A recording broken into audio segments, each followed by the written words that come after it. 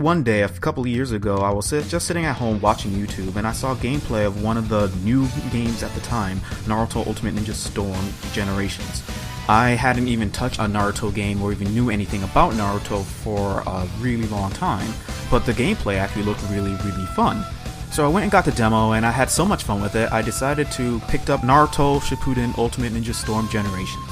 Went through the story mode, but the story mode was actually really boring, so most of the fun I had was with the gameplay, just seeing all the ninjas do our thing. It was like, oh, that's a bit different from what I remember. Eventually I got bored of the story, and I got bored of playing the game over and over, but not even a couple of weeks later, Ultimate Ninja Storm 3 was released. So I decided to return Generations, and I picked up Ultimate Ninja Storm 3.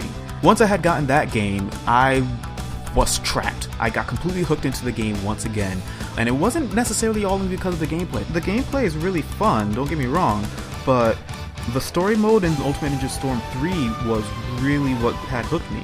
Everything that you saw on the game, a good amount of it hadn't even been animated at that point in time. Ninja Storm 3 was released in March 5th, 2013, and that gives you everything just up until revealing the true identity of Toby. That week of that same year, episode 303 aired in Japan, which was just a filler episode that didn't even get to the same event that the game had left off to until several weeks later. One important thing to note is how great the game looks. Shippuden has some moments where it looks pretty good, but by comparison, the games look great in its entirety.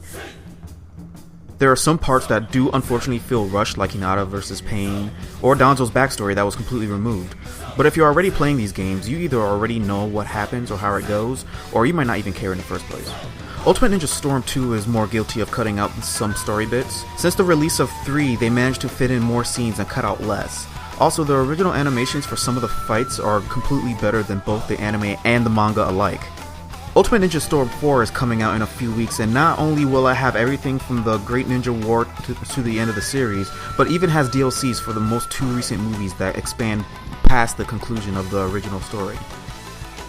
At the end of it all, if you like Naruto and hate wading through the filler content that is the anime, I highly recommend these games, especially when the 4th game is finally released. If you used to care about Naruto but are interested in how it ends, I would still recommend these games.